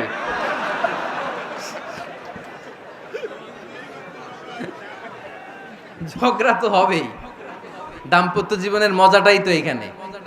কখনো ঝগড়া, কখনো আনন্দ, একটু বৃষ্টি, একটু রোদ, একটু হাসি, একটু কান্না, ভালো লাগা, ভালোবাসা শেয়ার করে নেয়া, মিলেমিশে একাকার হয়ে যাওয়া, ঠিক কিনা? তো আল্লাহর হাবিব সাল্লাল্লাহু আলাইহি ওয়াসাল্লামের সাথে আম্মাজান আয়েশার ঝগড়া হতো। তো একদিন ঝগড়া হয়ে দুইজন রেগে আছে। খবরদার, দুইজন রেগে থাকবেন না আবার। একজন রাগলে আরেকজন থেমে যাবেন, কারণ এই ছোট্ট ঝগড়া থেকে এটা অনেক সময় বিচ্ছেদের দিকে গড়ায়। আমার প্রিয় ফরিদপুরবাসী, ভাবি রেগে গেলে আপনি রাইগেন না, ওই দিন আপনি একটু ঠান্ডা থাকেন। আবার আপনি রেগে গেলে, আমার মাইকের আওয়াজ যদি ভাবিরা শুনেন, আপনারা রেগে যায় না, একটু ঠান্ডা থাকবেন। দুইজনে রেগে গেলে তো তৃতীয় বিশ্বযুদ্ধ শুরু হবে, তাই না? একজন রেগে গেলে আরেকজন ঠান্ডা। কারণ এই সামান্য ঝগড়া থেকে ইগোর কারণে এটা বিচ্ছেদ আর ডিভোর্স পর্যন্ত গড়ায়। আর শয়তান এখানে উস্কানি দেয়, কারণ ইমানদারদের ফ্যামিলি ভাঙতে পারলে শয়তান সবচেয়ে বড় খুশি হয়। আর ইমানদারদের ফ্যামিলি টিকে থাকলে খুশি হয়ে যায় কে? আম্মাজান আয়েশা রাদিয়াল্লাহু তাআলা আনহার সাথে বিষ্ণু ইসা ইসলামের ঝগড়া হতো মাঝে মাঝে। একবার ঝগড়া হলো, বিষ্ণু ইসা ইসলামও রাগ, আম্মা জান আয়েশাও রাগ। তো বিষ্ণুই বললেন, আয়েশা ঝগড়া করে আর কতক্ষণ থাকবো, আসো মিটমাট করি। আয়েশা রাদিয়াল্লাহু বললেন, ঠিক আছে মিটমাট করবো। তো বিষ্ণু ইসা ইসলাম বললেন, মিটমাটের জন্য কারে ডাকবো? ওমরে ডাকি। কয় না, ওমরে না, ওমর গালিজ, ওমর অনেক রাগে, আমার ডর লাগে। কয় তাহলে তোমার আব্বারে ডাকি। কয় ডাকেন। কি খুশি, মেয়েদের মধ্যে অভ্যাসটা আছে না নাই? তাহলে তোমার আব্বারে ডাকি, ডাকেন। ডেকে নিয়ে আসা হলো। আবু বকর রাদিয়াল্লাহু তাআলা আনহু দাঁড়ালেন, আম্মা জান আয়েশা দাঁড়ালেন, বিশ্বনবীও দাঁড়ালেন। বিশ্বনবী বললেন, আয়েশা তোমার আব্বা আসছে, এবার ঘটনা খুলে বলার পালা, তুমি বলবা নাকি আমি বলবো? আম্মা জান আয়েশা বললেন, আপনি বলেন, তবে ওয়ালা তাকুল ইল্লা হাক্কান, যেটা ঘটছে ওইটাই বললেন, মিথ্যা কথা কইেন না। আবু বকর রাদিয়াল্লাহু তাআলা আনহু রেগে মেগে আগুন। কি এই কথা তুমি কেমন করে বলো? বিশ্বনবীকে মিথ্যা কথা কখনো বলবে? রেগে মেগে দিলেন মেয়ের গালে এক চড়। বানিয়ে বলতেছি না, মুসনাদ আহমদ ইবনে হাম্বলের হাদিস। বাবার হাতের থাপ্পড়কে আম্মা জান আয়েশা উল্টে বললেন। সাইয়েদনা আবু বকর রাগে গড়গড় করছেন, আবার মারার জন্য তেড়ে গেলেন। এবার বাঁচার জন্য আম্মা জান আয়েশা বিশ্বনবীর পিছনে যে আশ্রয় নিলেন, বিশ্বনবী বাঁচানোর জন্য দুই হাত মেলে দাঁড়িয়ে গেলেন। পড়েন সুবহানাল্লাহ। বিশ্বনবী যখন দুই হাত মেলে দাঁড়িয়ে গেলেন, সাইয়েদনা আবু বকর রাদিয়াল্লাহু আনহু থেমে গেলেন। সাইয়েদনা আবু বকর রাদিয়াল্লাহু তাআলা আনহু ঘর থেকে বের হয়ে বারান্দায় দাঁড়ালেন। পড়েন সুবহানাল্লাহ। এবার বিশ্বনবী আম্মা জান আয়েশার কাছে যেয়ে বলেন, ইয়া আয়েশা কাইফা রাআইতিনি আনকাসতুকি মিনার রাজুল, দেখছো কেমনে বাঁচাইলাম? আমি না থাকলে ভর্তা বানাই ফেলতো আজকে। আমি বাঁচাইছি তোমারে, আমি, আমার লগে ঝগড়া করো তুমি। লজ্জায় পড়ে আম্মা জান আয়েশা খিলখিল করে হেসে দিলেন, বিশ্বনবীও হেসে দিলেন। দুইজনের হাসির মধুর আওয়াজ শুনে সাইয়েদনা আবু বকর বাইরে থেকে অবাক, কিরে এতক্ষণ না ঝড় তুফান, এখন দেখি হাসি। সালাম দিয়ে অনুমতি নিয়ে ভিতরে ঢুকলেন। ঢুকে দেখেন আম্মা জান আয়েশাও হাসে, বিশ্বনবীও হাসে। এ হাসি দেখে আবু বকর রাদিয়াল্লাহু আনহু হেসে দিলেন। আরশের উপর থেকে খুশি হয়ে গেলেন কে? এবার সাইয়েদনা আবু বকর রাদিয়াল্লাহু তাআলা আনহু বললেন, ইয়া রাসূলুল্লাহ আশিকানি ফি সিলমিকুমা কামা আশরাকতুমানি ফি হারবিকুমা। ও নবী, যুদ্ধ লাগলে, দুইজন যুদ্ধ লাগলে মীমাংসার জন্য যেমনি আমারে ডাকেন, এরকম হাসি আর আনন্দের মুহূর্তেও আমারে একটু ডাইকেন। আশিকানি ফি সিলমিকুমা কামা আশরাকতুমানি ফি হারবিকুমা। নবী, আপনাদের মধ্যে ঝগড়া লাগলে সন্ধি করার জন্য আমারে যেমনি ডাকেন, আপনাদের হাসি খুশি আনন্দ খুনসুটি এই মজাদার মুহূর্তগুলোতে আমারে বঞ্চিত রাখেন না, আমার একটু ডাইকেন। সুবহানাল্লাহ পড়েন। এই মুসনাদ আহমদ ইবনে হাম্বলের হাদিস শোনার উদ্দেশ্য হচ্ছে, বিশ্বনবী প্রথমে ওমরে ফারুকের নাম বলেছিলেন। সাইয়েদনা আয়েশা বলে, না আমি ডরাই। হাইবাত, দিস ইজ কল্ড হাইবাত ওমর। একবার বিশ্বনবীর সব বিবিরা ধরলেন, ও নবী আমাদেরকে এটা দেন, ওইটা দেন, ঘরে এইটা নাই, ওইটা নাই, ওইটা নাই। বিশ্বনবীকে, আমার কাছে কিচ্ছু নাই, যদি এমনি আমার বউ হয়ে থাকতে চাও থাকো, তাহলে যা, তা না হলে যা লাগবে কিনে দেব, সাথে সাথে তালাকও দিয়ে দিব। কিছু দিতে পারবো না, আমার নাই তো, সামর্থ্য নাই। কিন্তু বিবিরাও ছাড়া না, এটা দেন ওইটা দেন। বিশ্বনবী রহমতের নবী, বিবিদেরকে বুঝাতেও পারেন না। বিবিরা আবদার করতেছে, নবী এটা লাগবে, ওইটা লাগবে। ইন দ্য মিন টাইম বিশ্বনবী একজনের সালাম শুনতে পেলেন। কে যেন দরজায় দাঁড়িয়ে বলতেছে, আসসালামু আলাইকুম। বিশ্বনবী দরজার দিকে তাকালেন, তাকিয়ে বললেন, ওয়া আলাইকুমুস সালাম। আর বুঝতে পারলেন এটা আমার ওমরের সালাম। সালাম দেওয়ার পরে বিবিদের দিকে তাকায় দেখে একজন বিবিও নাই, সব অন্দর মহলের ভিতরে দৌড়। সুবহানাল্লাহ পড়তে পারলেন না? This is our super hero Omar. এরকম ওমর একটা লাগবে, চিল্লায় বলেন কয়টা? একটা ওমর গোটা বিশ্বকে সোজা করে দিবে। একটা ওমর সবল আর দুর্বলের সব পার্থক্য দূর করে দিবে। মাজলুমের উপর জালিমের অত্যাচারের অবসান ঘটায় দিবে। গোটা বিশ্বটাকে সাম্য, মৈত্রী, ভালোবাসার ইনসাফ দিয়ে পরিপূর্ণ করে দিবে। সেই ওমরের অপেক্ষায় আমরা। নিজের ছেলেকে 80টা বেত মেরেছেন। কয়টা? 80টা বেত মেরেছে। এই ব্যাপারে অনেকগুলো বর্ণনা পাওয়া যায়। সবচেয়ে সহি বর্ণনা হচ্ছে মুয়াত্তা ইমাম মালিকের বর্ণনা। ওমরে ফারুক রাদিয়াল্লাহু তাআলা আনহুর ছেলে আব্দুর রহমান মারুফুন বিআবি শাহমা ছিলেন মিশরে। ওখানে নাবিজ খেয়েছিলেন। নাবিজ হচ্ছে আরব দেশের লোকেরা দুধের মধ্যে শক্ত খুরমা রাত্রেবেলা ঢেলে দিত। ঢেলে দিলে সারা রাত ওই খুরমার রসটা দুধের সাথে মিশে দুধটা লাল হয়ে যেত। এটারে সকালবেলা খেত, খুব সুস্বাদু। এটাকে বলে নাবিজ। কিন্তু এটা রাতে ভিজাইলে সকালেই খাইতে হয়, রেখে দিলে আবার একটু সমস্যা হয়। এটা অনেকটা তারির মতো হয়ে যায়, মাতলামি চলে আসে। তো ওমরে ফারুকের ছেলে নাবিজ খেয়েছেন, মদ খাননি, নাবিজ, কিন্তু নাবিজ খাওয়াতে সাকরান চলে এসেছে। সাকরান চলে আসাতে এটা যখন প্রমাণিত হয়েছে, আমর ইবনে আস রাদিয়াল্লাহু তাআলা আনহু নাকি 80 বেত মেরেছেন মিশরে। কয় বেত? নিয়ম হচ্ছে সবার সামনে, কিন্তু সবার সামনে না মেরে একটু গোপনে মেরেছে। এই তথ্য যখন ওমরে ফারুকের কাছে এসেছে, উনি বললেন না, মারতে হবে সবার সামনে, আলাদা মারলা কেন? ও মদিনায় ফিরে আসলে আমি আবার 80টা মারব।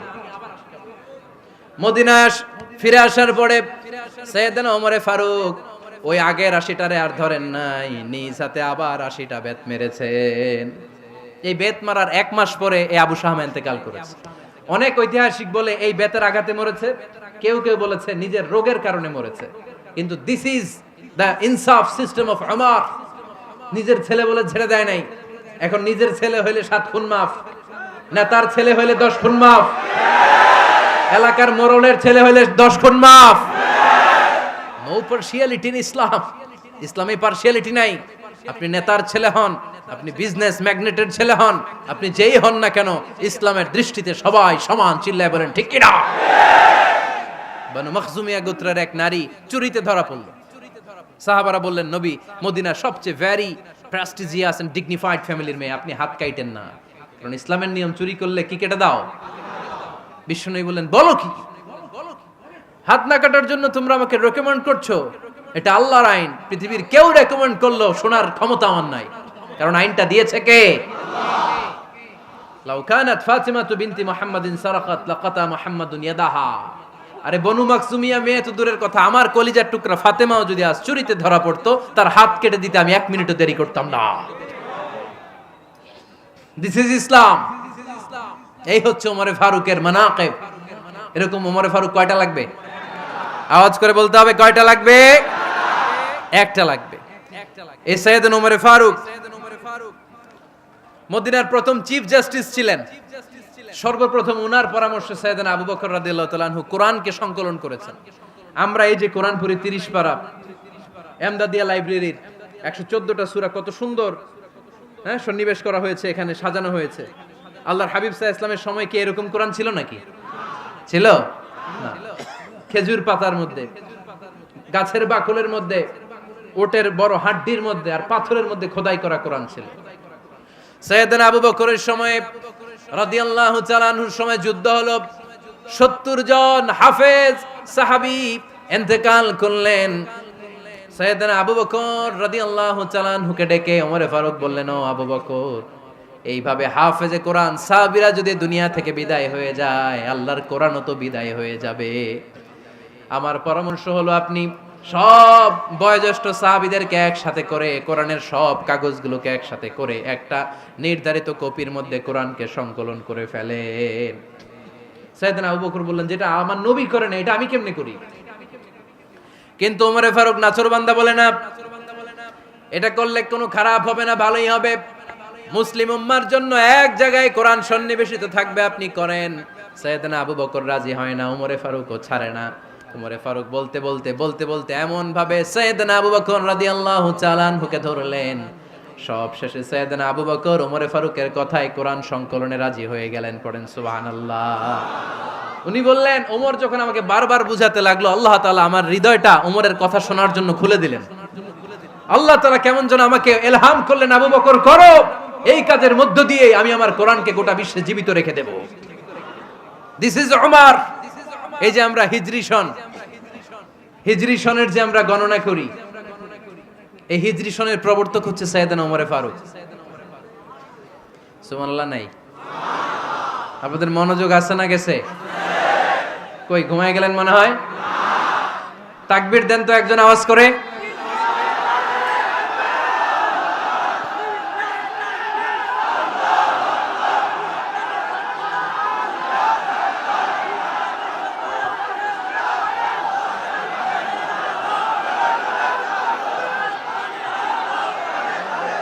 মাশাআল্লাহ, মাশাআল্লাহ। বসেন বসেন, এখনই শেষ করে দেব কিছু সময়ের মধ্যে। আমরা একসাথে বিদায় নিব ইনশাআল্লাহ। ওঠা বসা করবেন না, ওঠা বসা করবেন না, বসেন। সাইয়েদনা ওমরে ফারুক এই হিজরি সনের গণনা শুরু করেছেন। সাহাবারা বলল, আমিরুল মুমিনিন, খ্রিস্টানদের ঈসাই সন আছে, আমাদের মুসলমানদের কোনো সন নাই। আমাদের একটা সন থাকলে আমাদের জিজিয়া নিতে, আমাদের জাকাতের টাকা উত্তোলন করতে অনেক সুবিধা হবে। ওমর ফারুক বললেন, তাহলে কোন সালকে হিজরি, কোন সালকে মুসলিম সাল হিসেবে আমরা ঘোষণা দিতে পারি? একজন বলল, আমার নবী যেই সালে জন্মগ্রহণ করেছেন ওই সালে। ওমর ফারুক বললেন, না, আমার নবীর জন্ম আমাদের জন্য খুশির দিন, কিন্তু এটা আমাদের জন্য প্রেরণা নয়। প্রেরণা নবীর কাজে, ঠিক কিনা? আরো কিছু সাহাবারা বলল, তাহলে যেই সালে আমার নবী ইন্তেকাল করেছে ওইটারে প্রথম সাল ধরেন। ওমর ফারুক বললেন, না, যেদিন তিনি ইন্তেকাল করেছেন এটা আমাদের দুঃখের দিন, এটা আমাদের প্রেরণা নয়। আমাদের প্রেরণা হচ্ছে বিশ্বনবীর ত্যাগ, তিতিক্ষা আর কাজের মধ্য দিয়ে। জোরে কোন ঠিক কিনা? ওমর ফারুক বললেন, যেদিন বিশ্বনবী ইসলাম রক্ষায় নিজের মাতৃভূমি ছেড়ে মক্কা থেকে মদিনায় গিয়েছেন ওই দিনটাকে হিজরি প্রথম দিন ধরে আমরা হিজরি সাল গণনা করে শুরু করে দেব। ওইটাই হচ্ছে হিজরি সন। সেখান থেকে হিজরি সনের প্রবর্তন করেছেন সাইয়েদনা ওমর ফারুক রাদিয়াল্লাহু তাআলা আনহু। এই যে স্টেট গভর্নমেন্ট, এই যে প্রিজন, জেলখানা, ক্যান্টনমেন্ট, সচিবালয়, গণভবন, বঙ্গভবন, মুক্তিযোদ্ধাদের ভাতা, রাষ্ট্রীয় ভাতা, এই সব নিয়ম কানুন সাইয়েদনা ওমর ফারুক তার রাষ্ট্রীয় আমলে তিনি নিজে করেছেন। চিল্লায় পড়েন আল্লাহু আকবার। মুসলমানদের আলাদা কারেন্সি, নিজস্ব মুদ্রা ব্যবস্থা নিজে চালু করেছেন। সৈনিকদের মধ্যে যারা বিবাহিত প্রতি 6 মাস অন্তর অন্তর 1 মাসের ছুটি কাটাতে তারা ফিরে আসবে, সাইয়েদনা ওমর ফারুক চালু করেছেন। চিল্লায় আওয়াজ করে পড়েন আল্লাহু আকবার। এই যে আমরা 20 রাকাত সালাতুত তারাবি পড়ি রমাদানে, পড়েন না আপনারা? এটা সাইয়েদনা ওমর ফারুক চালু করেছে। সুবহানাল্লাহ পড়তে পারলেন না? কোরআনে মোট 22টা আয়াত আছে যেখানে সাহাবারা ইনডিসিশনে ভুগছিলেন। বিশ্বনবীর মত একটা, ওমর ফারুকের মত আর একটা। এই 22 জায়গায় আল্লাহ তাআলা বিশ্বনবীর মতের পক্ষে আয়াত নাজিল না করে ওমর ফারুকের মতের পক্ষে কোরআনের আয়াত নাজিল করেছেন। আওয়াজ করে পড়েন আল্লাহু আকবার। এদিকে উঠলেন কেন আপনারা? যারা উঠছেন আমার দিকে তাকান।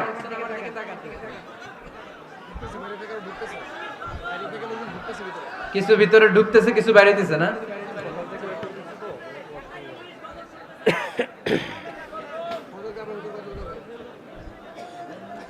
সাইয়েদনা ওমর ফারুক, আমরা সাহাবীদের জীবন চরিত পড়তে চাই না, কত যে অনুপ্রেরণামূলক দৃষ্টান্ত সাইয়েদনা ওমর ফারুক আমাদের জন্য রেখে গিয়েছেন। ওমর ফারুক যখন খলিফা, দিনের বেলায় যদি রাষ্ট্রে কোনো নিয়ম জারি করতেন, দিনের বেলায় জনগণকে কোনো বিষয়ে যদি নিষেধ করতেন, রাত্রে বেলায় খাওয়ার সময় ফ্যামিলি মেম্বারদের সবাইকে বলতেন, এই দিনের বেলা আমি জনগণকে এই কাজ করতে নিষেধ করেছি, তোমরা আমার ফ্যামিলি মেম্বার, খবরদার তোমরা এই কাজ করো না। জনগণ করলে যতটুকু শাস্তি, তোরা করলে পাবি ডবল শাস্তি। সুবহানাল্লাহ কইবেন না? আমাদের নেতারা ওই বাড়ির বিচার করে, ওই বাড়ির মাইয়ার বিচার, ওই বাড়ির পোলার বিচার, নিজের পোলা গাঞ্জা টানে আছে না নাই? নিজের মেয়ে অপরাধ করে আছে না নাই? কি নেতা ছিলেন ওমর ফারুক! আগে নিজের ঘর সামলিয়েছেন, আগে নিজেকে সামলিয়েছেন, নিজের ঘর ঠিক করেছেন। বলেছেন জনগণ করলে যত বেদ, তোরা করলে double Veda. This is call leader, ঠিক কি না? এক বাবা এসে বললেন, ওমর ফারুক আমার ছেলে কথা শোনে না, বেয়াদব। ওমর ফারুক ছেলেরা ডাকলেন, বাবা তুমি তোমার আব্বাজানের কথা শোনো না, এটা তো কবিরা গুনাহ। ছেলে বলে, ওমর ফারুক সব দায় দায়িত্ব আল্লাহ ছেলে মেয়েদেরকে দিয়েছে, বাবা মাকে কোনো দায়িত্ব দেয় নাই। ওমর ফারুক বললেন, অবশ্যই দায়িত্ব দিয়েছে। তাহলে বলেন আমার বাবার দায়িত্ব কি? উনি বললেন, প্রাইমারিলি প্রথমত 3 দায়িত্ব। আইয়ান তাকিয়া উম্মা, পৃথিবীর প্রতিটি বাবার উচিত ছেলেদের মেয়েদের জন্য ভালো মায়ের ব্যবস্থা করা। 2 নম্বরে আইয়ুহসিনা ইসমা, সুন্দর তার একটা নাম রেখে দেয়া। 3 নাম্বার ইউআল্লিমাহুল কিতাব, তার আল্লাহর কিতাব শিক্ষা দেওয়া। এবার ছেলেকে আমার আব্বা 3টার একটাও করে নাই। এবার ওমর ফারুক রেগে গেলেন, বাবার কাঁধে ধরলেন, বললেন তুই ছেলের জন্য বিচার নিয়ে আসলি, তোর 3টা দায়িত্বের একটাও তুই পালন করিস নাই। ছেলে বলে, আমিরুল মুমিনিন আমার মা নর্তকী, আমার মা মাজুসি, আমার মায়ের মধ্যে কোনো আদব কাদব নাই, সুন্দরী দেখে আমার মা রে বাবা বিয়ে করছে, আমার মায়ের কাছ থেকে জীবনে কিছু শিখি নাই। 2 নাম্বার সাম্মানি খানফাসা, আমার বাবা আমার নাম রেখেছে চামচিকা। কি নাম রাখছে? এটা নাম হইলো একটা, এরকম উল্টাপাল্টা নাম আছে না নাই? না, এগুলো রাখবেন না। আব্দুল্লাহ রাখবেন, আব্দুর রহমান রাখবেন। আরেকটা কি বলছি আজকে? হুজাইফা রেখে দিয়েন, পারবেন? ওয়ালাম ইউআল্লিমনি হারফাম মিন কিতাবিল্লাহ আমিরুল মুমিনিন, শুধু তাই না, আল্লাহর কোরআনের একটা অক্ষর আমার বাবা কোনোদিন আমারে শিক্ষা দেয় নাই। ওমর ফারুক রেগে গেলেন, এবার বাপের কান্দে ধইরা মারতে শুরু করলেন। তুই পোলার নামে বিচার নিয়ে আইছিস, তোরে মাইর দিমু আগে। এরকম নেতার দরকার আছে না নাই? মদিনায় এক লোক তার বউরে রাগের চোটে 100 তালাক দিয়ে ফেলছে। কয় তালাক দেয়ার নিয়ম কয়টা? দিছে কয়টা? এবার স্ত্রী কাঁদতে কাঁদতে এসে বলে, আমিরুল মুমিনিন দেখেন, আমার স্বামী আমারে রেগে মেগে 100 তালাক দিছে। ওমর ফারুক বললেন, দইরা নিয়ে আয় এটারে। নিয়ে আসা হলো। ওমর ফারুক বললেন, কয়টা তালাক দিয়েছো? কয় 100টা। কেন দিছো? কয় মাথা গরম আছিল। এরকম আছে না? তালাক দেওয়ার সময় সব তালাক, তুই তালাক, তোর মা তালাক, তোর বোন তালাক, সব তালাক। তালাক দিবে ওয়াইফ রে, দিতেছে সবাই রে। তোমার ফারুক বললেন, দিবে 3টা, 100টা দিলা কেন? কয় মেজাজ গরম ছিল। কয় দাঁড়া, আত-তালাকু মিন শাআইরিল্লাহ, তালাক হচ্ছে আল্লাহর দেয়া বিধানের একটা নিদর্শন, এটা নিয়ে তুই খামখেয়ালি করলি। আমার রায় শোন, আমার রায় হচ্ছে 3 তালাকে তোর বউ তালাক, বাকি 97 তালাক তোর পিঠের উপরে পড়বে। এরকম বিচারের দরকার আছে না নাই? এরকম দৃষ্টান্তমূলক বিচার যদি বাংলার জমিনে দেয়া হতো, আর কোন নারী ধর্ষিতা হতো, আর কোন নারীকে অ্যাসিড মারা হতো, আর কোন নারী যৌতুকের জন্য কান্না করত, একটা আমল লাগবে, বেশি না। কয়টা লাগবে? তিনি গভর্নর সিস্টেম চালু করেছিলেন, গভর্নর সিস্টেম, ইসলামিক স্টেট।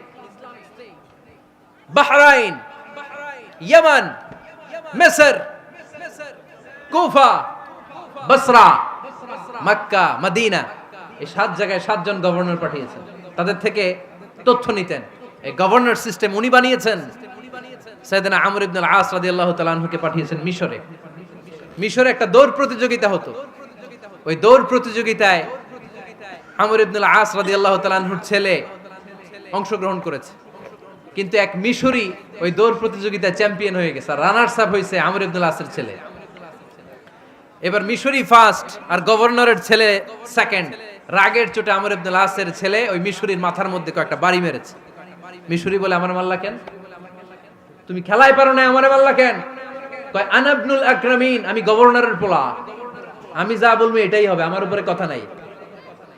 মিশরি ওইখানে আর ঝগড়া বাঁধায় নাই, মনে দুঃখ নিয়ে মদিনায় চলে আসলেন। এসে বললেন, আমিরুল মুমিনিন, আপনি আমর ইবনুল আস রাদিয়াল্লাহু তাআলা আনহুকে মিশরের গভর্নর বানিয়ে পাঠিয়েছেন। একটা প্রতিযোগিতায় আমি চ্যাম্পিয়ন হয়েছি, ওনার ছেলে হয়েছে রানার আপ। কেন সে চ্যাম্পিয়ন হতে পারে নাই? এই কারণে আমার মাথায় লাঠি দিয়ে 3টা বাড়ি মেরে। বিচারটা দিছে কার দরবারে? কথা বুঝেন নাই বোধহয়? ওমর ফারুকের দরবার। ওমর ফারুক বললেন, তাই আগামী বছরের অমুক তারিখ আমি সব গভর্নরদেরকে ডেকে হিসাব নই, তো ওই দিন তুই থাকবি, পারবি না? মিশরে বলে, পারবো মানে অবশ্যই পারবো। ওই দিন 7 রাজ্য থেকে 7 গভর্নর হাজির, গভর্নরদের ছেলেরাও হাজির, মিশরীয় হাজির। 7 গভর্নরের কাছ থেকে 7 এলাকার খোঁজ খবর নেয়ার পরে ওমরে ফারুক বললেন, আইনাল মিসরি, মিশরি লোকটা কই, এদিকে আয়। মিশরি সামনে আসার পরে বলল, আমর ইবনুল আস, তুমি মিশরের গভর্নর, তোমার ছেলে সহ তুমি আসো। আমর ইবনুল আস এসে সামনে বসে রইলেন। এবার বললেন, ও আমর ইবনুল আসের ছেলে, তুমি নাকি ইবনুল আকরামিন গভর্নরের ছেলে, তুমি যা বলবা মিশরে নাকি তাই হবে, তোমার নাকি অনেক দাপট। নিজে একটা লাঠি এনে মিশরীর হাতে দিয়ে বলল, এবার তোর মাথায় যতটা মারছে তুই ততটা গুনে গুনে মার, আমি দেখব। আমর ইবনুল আস দেখবে, আমর ইবনুল আসের ছেলেরে তুই এখানে মার। সে বলতেছে, থাক, আপনি বলছেন এতেই যথেষ্ট, মারা লাগবে না, আমি মাফ করে দিলাম। ওমরে ফারুক বলল, খবরদার, মার, মার ওর মাথার মধ্যে। মিশরি ওমরে ফারুকের ধমক শুনে ভয়ে ভয়ে 3টা বাড়ি মারল। এই বাড়ি মারা দেখেও ওমরে ফারুকের হৃদয় ঠান্ডা হয় নাই। লজ্জায় আমর ইবনুল আস, বয়স হয়ে গিয়েছে সাহাবা, মাথা তখন টাক, মাথায় চুল নাই, লজ্জায় মাথাটা হেট হয়ে মাথাটা নিচু করে রেখেছে। এবার রাগের চোটে ওমরে ফারুক বললেন, এবার আমর ইবনুল আসের টাক মাথার মধ্যে একটা মার, মার। কেন ছেলেকে শিক্ষা দিতে পারে নাই? ইয়া আমর ইবনুল আস, মাতা জাআলতুমুন নাস আবিদা, তোমরা কখন মিশরীদেরকে নিজেদের দাস বানায় নিলা? ওয়াকাদ ওয়ালাদাতুম উম্মুহুম আহরারা, আর ওদের মায়েরা তো ওদেরকে স্বাধীন সন্তান হিসেবে প্রসব করেছে। মানুষদের উপর ক্ষমতাগিরি করার জন্য গভর্নর পাঠাই নাই। খবরদার, জনগণ তাদেরকে দেখভাল করার জন্য তোমাদেরকে পাঠানো হয়েছে, তাদের উপর কোনো অত্যাচার করার জন্য নয়। চিল্লায় বলেন ঠিক কি না? এরকম নেতা কয়টা লাগবে? কয়টা? ওই নেতার নাম কি? ওমর। হ্যাঁ, হুয়া ইয়াতি ওমর। 22 জায়গায় বিশ্বনবী কয় একটা, ওমরে ফারুক বলে আর একটা। আল্লাহ বলে, বিশ্বনবী আপনার পক্ষে আমি আয়াত নাজিল করতে পারলাম না, আমি ওমরের পক্ষে নাজিল করে দিলাম। বিশ্বনবী বলতেন, ইন্নালি কুল্লি উম্মাতিন মুহাদ্দাস, সব উম্মতের মধ্যে, সব নবীর উম্মতের মধ্য থেকে একজন করে আল্লাহ তাকে মুহাদ্দিস বানাতো। মুহাদ্দিস না, মুহাদ্দাস। মুহাদ্দাস মানে এমন লোক যিনি যা ভাবতো ওই ভাবনাটাই আল্লাহ আয়াত হিসেবে নাজিল করে দিতেন। বিশ্বনবী বলেন, আমার উম্মতের মধ্যে মুহাদ্দাস হচ্ছে সাইয়েদনা ওমর। মদিনার সবচেয়ে বড় মুনাফিকের নাম আব্দুল্লাহ ইবনে উবাই ইবনে সালুল। সব মুনাফিকদের সরদার, কিন্তু এই মুনাফিকের ছেলেটা হলো পাক্কা ইমানদার। এই ছেলের নাম হলো আব্দুল্লাহ। আওয়াজ করে বলেন, ছেলের নাম কি? আব্দুল্লাহ ইবনে উবাই ইবনে সালুল। মুনাফিক সরদার যখন ইন্তেকাল করলো, সাইয়েদনা আব্দুল্লাহ রাদিয়াল্লাহু তাআলা আনহু বিশ্বনবীর কাছে এসে চোখের পানি ছেড়ে ডেকে বলে, নবী আপনিও জানেন আমিও জানি, মদিনার সবাই জানে আমার আব্বা মুনাফিকদের সরদার, কিন্তু আমার মন তো মানে না, আমার তো পিতা, আমার তো বাবা লাগে, আমার তো মন মানে না। আপনিও জানেন মুনাফিক, আমিও জানি মুনাফিক। নবী আপনার দরবারে কিছু আমি চাই না, আপনার গায়ের একটা জামা দেন, আপনার জামাটা পরিয়ে আমার বাবারে দাফন দিব। এর উসিলায় যদি আমার আব্বারে আল্লাহ মাফ করে দেয়, দয়ার নবী মায়ের নবী জামা খুলে দিয়ে দিলেন। পড়েন সুবহানাল্লাহ। আব্দুল্লাহ রাদিয়াল্লাহু তাআলা আবার আবদার চললেন, নবী জানি আমার বাবা মুনাফিক, কিন্তু আমার তো বাবা, আপনার দরবারে ফরিয়াদ, আপনি নিজে যে আমার বাবার জানাজার নামাজের ইমামতি করবেন। দয়ার নবী মায়ার নবী জানাজার নামাজে যেতে চাইলেন। ওমরে ফারুক বললেন, নবী না, খবরদার আপনি উবাই ইবনে সালুলের জানাজায় যাবেন না। বিশ্বনবী জোর করে যেতে চাইলেন। সাইয়েদনা ওমরে ফারুক বিশ্বনবীর জামা পেছন থেকে টেনে ধরলেন। আল্লাহু আকবার। টেনে ধরলেন, যাবেন না আপনি। ওমরে ফারুকের হাত থেকে হ্যাচকা টান মেরে জুব্বা টান দিয়ে বিশ্বনবী জানাজায় চলে গেলেন। রব্বুল আলামিন আয়াত নাজিল করলেন, ইস্তাগফির লাহুম আও লা তাস্তাগফির লাহুম ওয়া ইন তাস্তাগফির লাহুম ৭০ মাররাতান ফালান ইয়াগফিরাল্লাহু লাহুম। নবী গো, একবার নয়, দুইবার নয়, ৭০ বারও যদি এই মুনাফিকের জন্য আপনি ক্ষমা চান, তার জন্য ক্ষমা নাই, তার জন্য আছে জাহান্নাম। ওয়ালা তাকুম, আপনি যাবেন না আলা কবরি, কখনো তাদের জানাজায় যাবেন না। এই যে একটা ভুল করে ফেলছেন, এটা এইবারই শেষ, এরপরে আর যাবেন না। সাইয়েদনা ওমর ফারুকের পক্ষে আল্লাহ তাআলা কোরআনের আয়াত নাজিল করে দিলেন। চিল্লায় পড়েন আল্লাহু আকবার। এভাবে 22টা জায়গায় ওমর ফারুক যা বলেছে, এটা নিয়ে একটা আলাদা আলোচনা হইতে হবে, আলাদা একটা আলোচনা লাগবে যে 22টা আয়াতে আল্লাহ তাআলা বিশ্বনবীর পক্ষে কোরআনের আয়াত নাজিল না করে সাইয়েদনা ওমর ফারুকের পক্ষে আয়াত নাজিল করেছেন। চিল্লায় পড়েন সুবহানাল্লাহ। ওই ওমর ফারুককে আমাদের মডেল বানানোর দরকার আছে না নাই? ওই ওমরে ফারুকের জীবনী আমাদের ছেলে মেয়েদেরকে পড়ানোর দরকার আছে না রে? আমাদের ভবিষ্যৎ প্রজন্ম এগুলো জানে না। ওরা সালমান খান দেখে বড় হয়, ওরা শাহরুখ খান দেখে বড় হয়, ওরা ঋত্বিক রোশনকে দেখে বড় হয়। ওরা মনে করে যে এরাই বড় সুপার হিরো। আমাদের যে কত বড় সুপার হিরো আছে এরা জানেই না। নতুন প্রজন্মের কর্ণকোহরে সাইয়েদনা ওমরে ফারুকের ইতিহাস পৌঁছে দেওয়ার দরকার আছে না নাই? ওমরে ফারুকের ইন্তেকালের ঘটনাটা বলেই আমরা মুনাজাতের দিকে যাব। শুনবেন? শুনতে চান? উনি স্বপ্নে দেখলেন একটা লাল মোরগ ওনাকে 3টা ঠোকর মেরেছে। কয়টা? উনি জুমার নামাজে, জিলহজ মাসের শেষ সপ্তাহে জুমার নামাজে বললেন যে একটা লাল মোরগ 3টা ঠোকর মেরেছে। মুগীরা ইবনে শুবা রাদিয়াল্লাহু তাআলা আনহুর দাস আবু লুলু আল মাজুসি, এই লোকটা খঞ্জর বানাতে পারতো। মুগীরা রাদিয়াল্লাহু তাআলা আনহুর দাস। মুগীরা প্রতিদিন 4 দিরহাম করে চার্জ করত, যেহেতু দাস।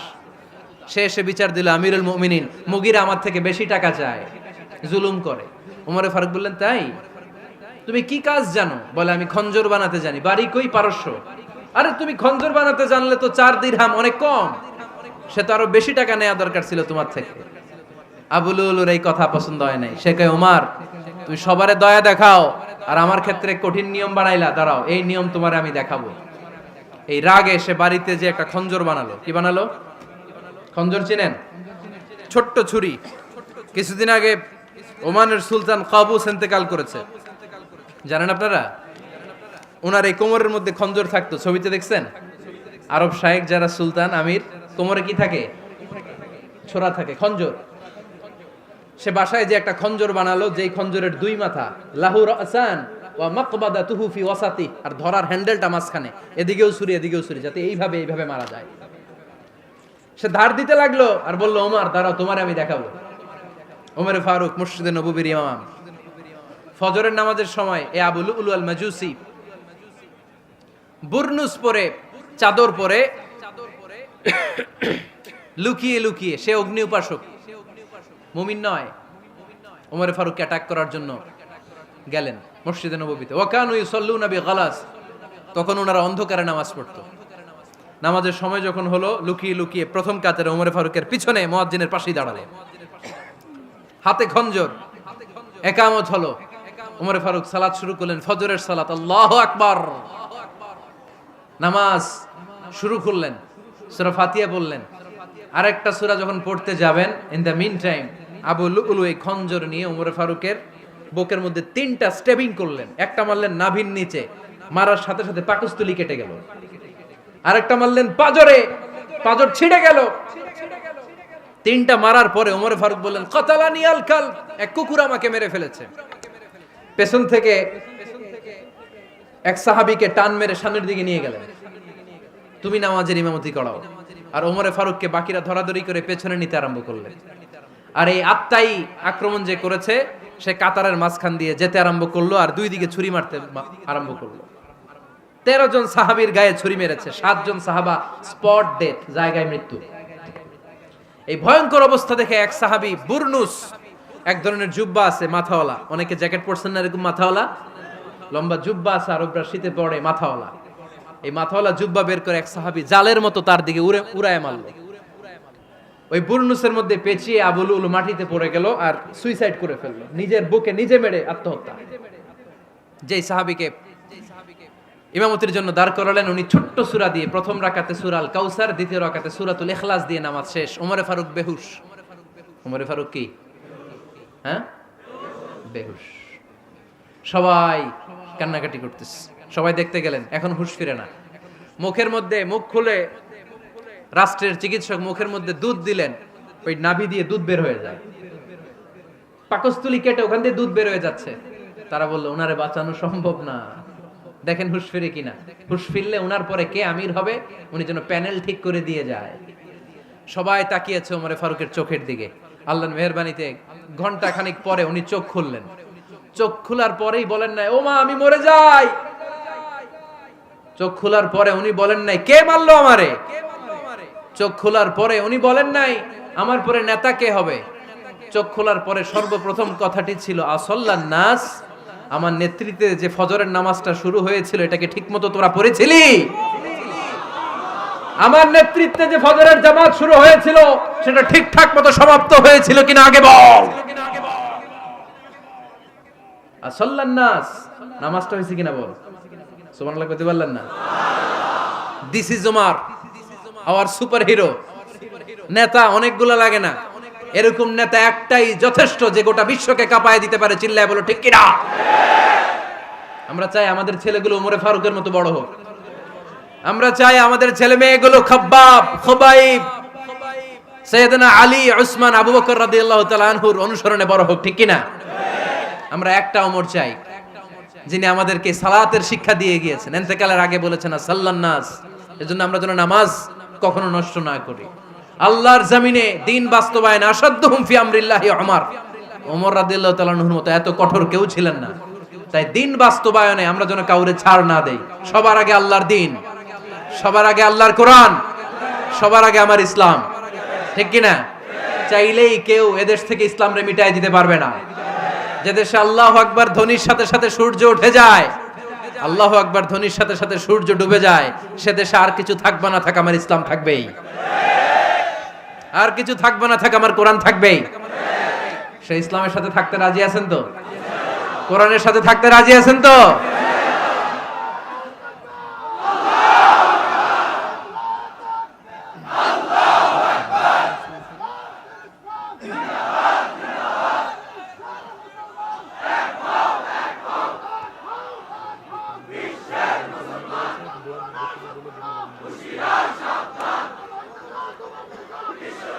আল্লাহ আমাদের সবাইকে কবুল আর মঞ্জুর করে নেক, আমরা পড়ি আমিন।